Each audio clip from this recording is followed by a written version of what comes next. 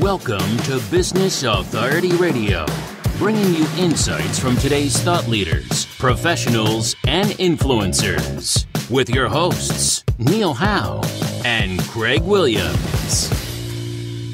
Welcome to another edition of Business Authority Radio. I'm Craig Williams, and I have the illustrious Karen Rands, a national recognized expert on angel investing. She's also known as the compassionate capitalist. Karen, tell us a little bit about your background. How did you get into, did you just fall into entrepreneurship? Have you always been an entrepreneur? Is it something that you suggest if you had children, or do you have children, that they should do, or should they just go get a job? Oh, wow. There's the $1 million question. Thank you, Craig. Great to be here on the show with you. So, okay, that kind of goes back to that age-old question: are entrepreneurs born or bred, right? And so, what do you think? I think there's a combination. So but both. Ultimately, there's a spark inside where it's born, because my husband, for example, is a W-2 guy all the way through. He's tried to be an entrepreneur, really not his thing. I have always had an entrepreneur spirit, even when I was an employee in the corporate America of IBM. Right? Like still attract, folks. Like still attract. Yeah. And so it's, but you have a spark, but you have to be bred to a certain degree to learn how to be an effective and successful entrepreneur. And that's one of the reasons why this whole idea of compassionate capitalism became sort of like my soundboard of, my drumbeat, that I was very back when the economy tanked. I'm running an angel investor group. I'm helping entrepreneurs connect with capital for many, many years. And when the economy started to tank, I realized there was so much money on the sidelines because people had taken it out of the stock market or taken it, and they were just kind of operating in a mode of scarcity. And if we were going to ever really impact our economy, because where are all the jobs come from startup small businesses that grow bigger and add jobs. Yeah. And so how do you fuel that? When you can't go to the bank, it's investors that fuel that growth. But there's so many people that don't know how to be an investor or don't know why they should be an investor. And so I started with this idea of compassionate capitalism, and it started out as being something where it's when people invest time, energy, money into entrepreneur endeavors to bring innovation to the market, create jobs, and create wealth. Gotcha. And as I've been writing this book, Inside Secrets to Angel Investing, or rewriting one that I'd written a decade ago to be relevant for today's market, I realized that I was kind of going through thinking about how I had been influenced. And so Robert Kiyosaki was one of those books when he did Rich Dad, Poor Dad that totally changed my paradigm back when I was an employee and I was thinking about getting started as an entrepreneur. And it made me think completely different about being a self-employed consultant to being somebody that created systems, put my money to work in different ways, and, and how you think about assets and all that stuff. It was just a real paradigm shift for me. And so I got to thinking about that when I was thinking about compassionate capitalism. The whole side of the right side of the quadrant it's business owners putting money to work as investors, whether it's real estate, and a lot of what he talks about is owning pieces of multiple businesses. Yeah. And so it evolved for me that compassionate capitalist is the systems of making money. We buy and sell things that people want at a price that people want, and then markets figure that out, and that's a capitalist market. With no compassion, is that what you're saying? No. Until you came along? To a certain degree. I mean, I originally took the idea from Rich DeVos. From Amway. From Amway. He wrote a book called The Compassionate Capitalist, and it was all about, and that was the other thing that shifted my paradigm as well, because his thing within his multi-level was teaching people to have a tool set, ability to create additional income, because with additional income, they can spend more money and be a capitalist and all that kind of stuff. And so, and being a good employer and providing good benefits and good salaries to your employees is a compassionate capitalist thing to do as well. So there's a consideration for who you're serving as well as yourself when it comes to compassionate. And so the compassion side, I have evolved that now as I've, gone through the process of bringing this book out and trying to explain it, is what do entrepreneurs have? Entrepreneurs have a passion, right? And so they have a passion for whatever it is that they're doing. And sometimes their passion is,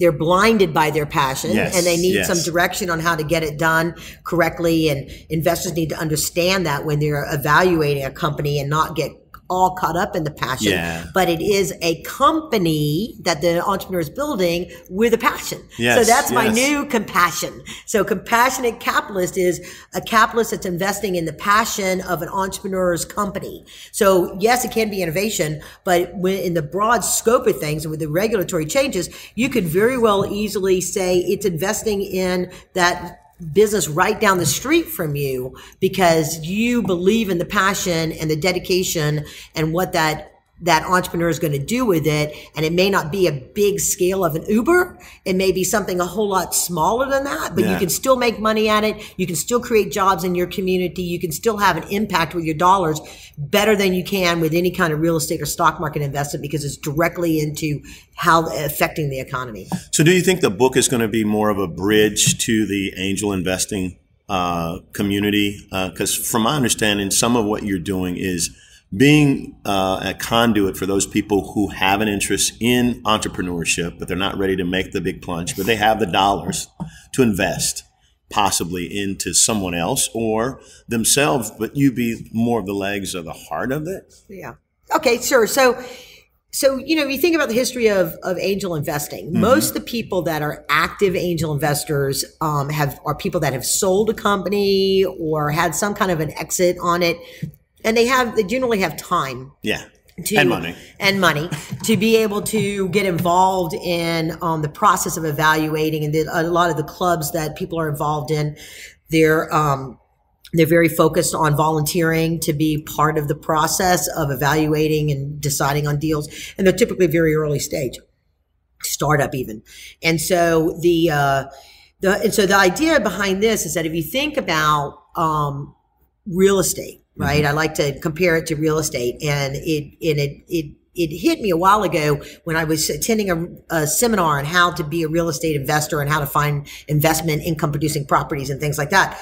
That 30 years ago, who invested in real estate? It was only the most wealthy and institutions. Well, it really has been and McDonald's, and it really has been the same way with investors that invest in companies up until very recently with the Jobs Act and the regulatory changes that kind of broke down that barrier between entrepreneur. Most people think of it that entrepreneurs now can go out to any kind of investor under certain, rules within the offerings and reach out to investors beyond just those angel groups that are very narrowly focused on certain types of companies or certain geographies. And they could reach out beyond that. But then the flip side is that means that there's a lot of investors out there that in the past have never ever heard of angel investing or thought about it. They might have heard the term silent partner or, business ownership or something like that. But the people, their financial planners and financial managers have never really talked to them about that because of the regulatory environment.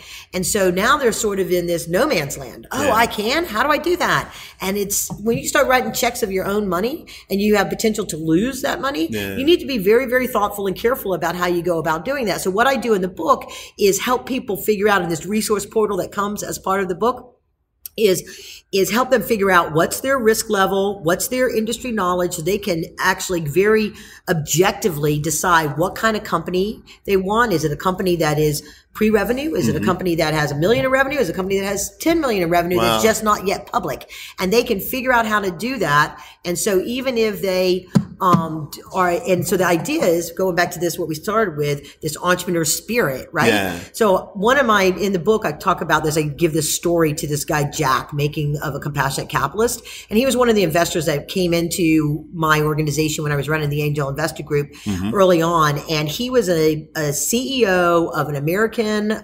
subsidiary of a foreign company and had, big millions and millions and millions and millions and millions of dollar company and had a team and had all this stuff. And he was kind of like settled into the way he did things. He was a little bored, was thinking about, and when I met him, he was thinking about, I was talking to his financial planner about how he carves out some money to either go buy a company or start a company because he 45 years old, wanted to do something new and different in his life. And when he met me, he'd never heard of the term angel investing. He started coming to our events. He you follow the process of investing and kind of the formula that I set out there.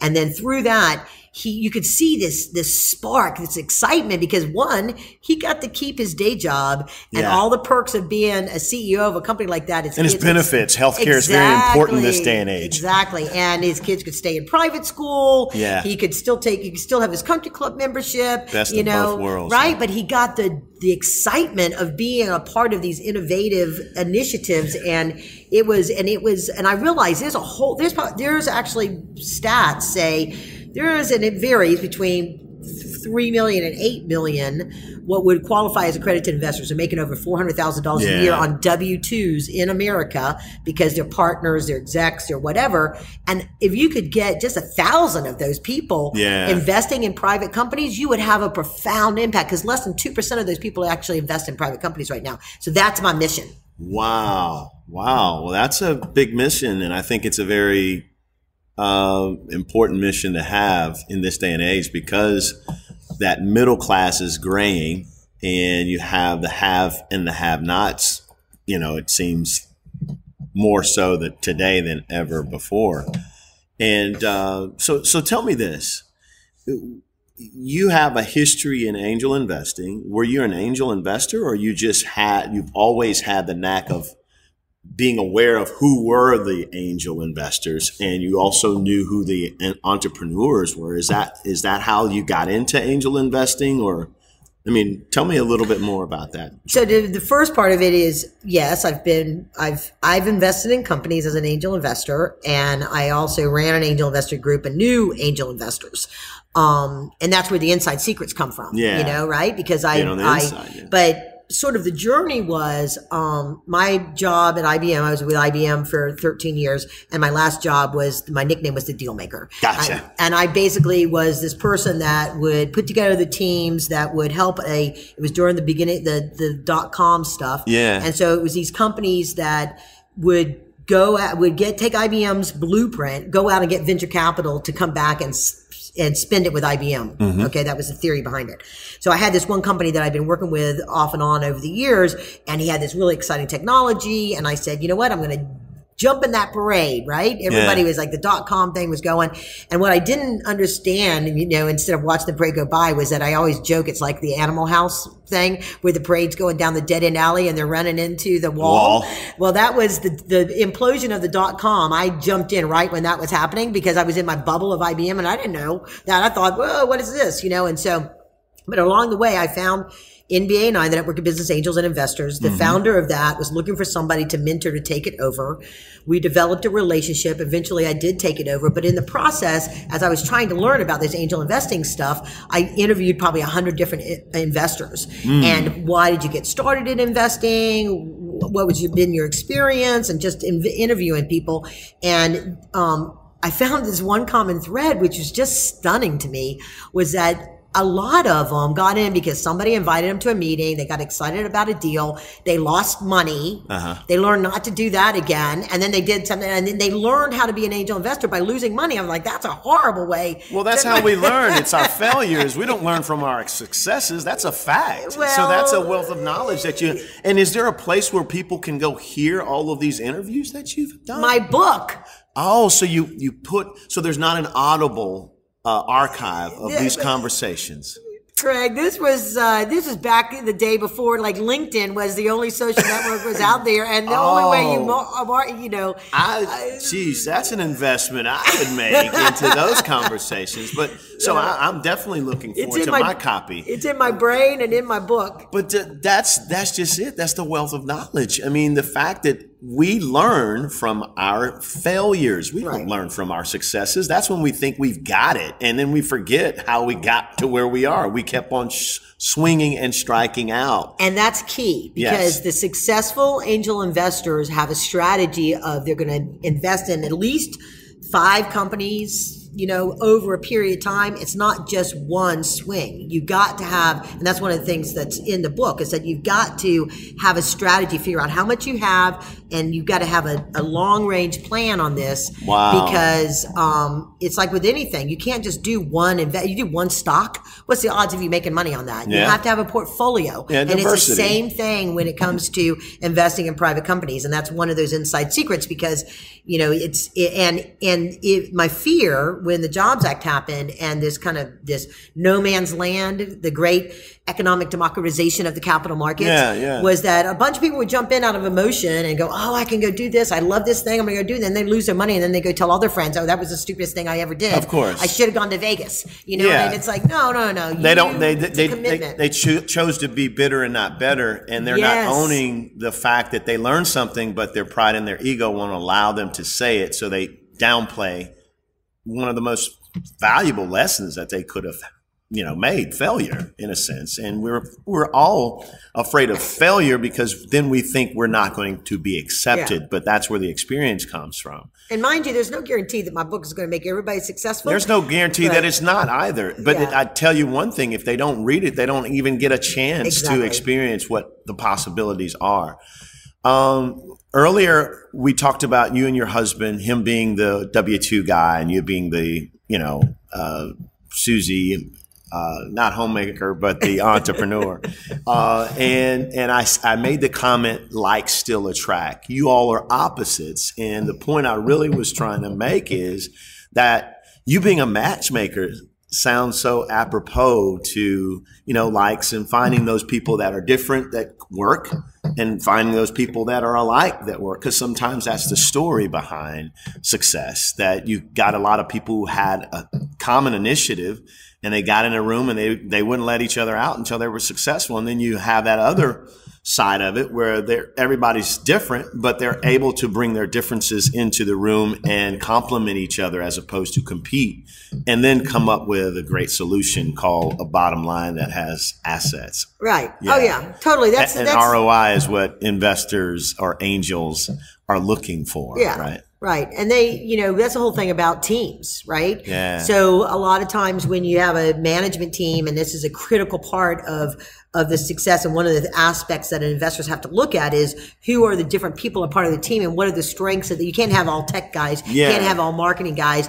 You have to have a combination of different skill sets and perspectives on a team. And when I advise companies on raising capital, that's one of the exercises we go through is where are your gaps? Yeah. And you have to have a plan to bring somebody in. So the money is going to be used to bring this kind of a person in. Exactly. Or something like that. And when you don't have the money, then you get them as mentors and advisors that are going to come in once you get money, perhaps. And you're identifying those people as part of your team. And investors need to look at that as well as a key part of evaluating companies. So are you, the analogy of the bus, getting the right people on the bus, making sure they're in the right seat? Or you're the parent at the bus stop, ushering, the kids onto the bus? Are you the driver on the bus of entrepreneurship when you're matching these relationships together? What would you consider yourself?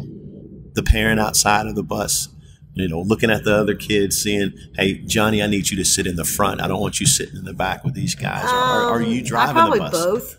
Wow. Okay, it just I depends. could see that. I could see that. Because of the nature of the way the markets have changed with the regulations, I'm the bus driver when somebody is doing a 506C or a Reg A plus offering, right? Because the level of play is so much more and you need complex. a license, literally. And you got, and in order, and those kind of investors are truly like a stock market investor. Just because you can market to them doesn't mean you can convert them. Yeah. And so there's a whole nother level of play. And so I'm a driver then. When they're trying to figure out, oh, I don't know how to, where should I go get money? Oh, what's this crowdfunding thing? I want to do this kind of stuff. Then I'm a parent. I'm saying, go do this. This is what you need to do. And, and go sit here and, let me know how school was. Awesome. That's awesome. Well, tell me what's on the horizon. You got your book out now. You've got some campaigns in the near future for that book to make sure the world gets a copy. But what's next after the this book launch, and what's next for Karen Rands? Well, creating the compassionate capitalist movement this is the first piece. This book, Inside Secrets to Angel Investing, is the cornerstone of what's to come. Anything that you were willing to build needs a cornerstone. And so it's a cornerstone. So the next version is going to be more, because this is geared towards the audience of investors, although I'm hearing a lot from entrepreneurs about they want to know how investors think. So they're getting the book too. Yeah. But there'll be another version that goes through the whole landscape of all not scam, folks, not scam. Landscape. Thank you for that correction. There's the whole landscape of all the different kinds of money available for different types of businesses will be like the next one. And then I'm going to do one that's specific to women business owners and investors, because you know that only like 17% of the companies that even come in to ask for money are women-owned businesses. And then there's only 2%, which I'm a part of a drive to make sure that goes up, that women businesses that hit $1 million in revenue. Right. Which is sad. And so there's that piece. And there's going to be one that's specific to entertainment, because there's so much money to be made, particularly in Georgia. Especially in Georgia. With the tax credits. But investors that have potential don't know, even the ones that invest in regular companies, they don't know how to measure an entertainment project compared to a regular company. Yeah. And there's a lot going on in Georgia to get that education out there. And that's why, the Department of Economic Development, shout out to Asante Bradford, and, Digitainment Georgia. I was a part of that early, the early life of that and the board in that, and lobbying for entertainment, gaming, and of course the film industry, which we are leading now in this nation. Yeah, we are. And it just takes it doesn't just take, but it takes not only intention, but a group of individuals who are passionate and have compassion for an industry, and to stick it out. And what we've done in the last 5-6 years is, I think, is mind-boggling here. So I'm excited about what you're doing. So how do we find you? I mean, if I'm looking for your book or trying to get you to speak in front of some investors or a group of people who are interested in entrepreneurship, and do you focus on seasoned entrepreneurs? Sounds like you would be dealing with more seasoned entrepreneurs as opposed to a startup environment. Yeah, that's my preference, but I have a heart for entrepreneurism. Yeah, so we always will. I spend a lot of time dealing with startups. Yeah, it's just that I realized when I was pivoting my business because of the way the economy went, there's a real bridge capital divide or gap, if you will, for that company that's maybe doing 3, 4, 5 million in revenue, that could be a $20 million company with some influx to bring new innovation, to expand operations, things like that. And they're too slow. They're too far along for traditional angel groups on their valuation. They're too slow growth for VCs because they've probably been growing organically. They're too small for private equity funds. Where do they go? Yeah. Well, the Reg CF and Reg A Plus are good vehicles for them if they are willing to do the hard work to be really ready to go raise that kind of money. But they can raise up to $50 million in a year on a national basis on a Reg A Plus. Wow. You can raise a lot of money. So that target market again was? So those are companies that are 3 million to 10 million in revenue, seeking to raise 5 to 10 million in capital. Awesome. You all hear that. This is broadcasted nationally and globally. So, make a beeline to KarenRands.co. It's about as easy as you can get. KarenRands.co. Any telephone numbers or social media that you'd like to share? I'm all It'll be on the show notes as well. But so I'm on Twitter. It's Karen_Rands, and I also have Karen Rands, and then that's RAN as in Nancy, D as in dog, S. Okay. Awesome. And then, Facebook, I'm on LinkedIn. I connect with everybody on LinkedIn that has a picture. If you're a little, white-headed head, blue guy, then, but no cartoons. You're a real person. Yeah. Gotcha. No cartoons. Gotcha. And so, and I'm very much, expanding out that way. On the KarenRands.co, they can see how to connect with me. There's links to the book. They can get the book on Amazon or Barnes & Noble or wherever. Just you can search on me, my name, or on Inside Secrets to Angel Investing, or even just Angel Investing, it comes up. And so, and go get it. And then Amazon's doing a bundle with the Kindle and awesome. all that kind of stuff. So, just really get out there and get the information. And on the investor side, I really want to create a new generation of investors that have turn their passion for entrepreneurism and actually put their money to work in that space. And, the resource portal, there will start to be some live broadcasts. They get free membership in the National Network of Angel Investors for a period of time. And get access to all those resources. Those resources will always be available to them. Awesome. And then so you're an appreciating asset. That's a brand I owned probably about 12 years ago. So that's exciting. Yeah.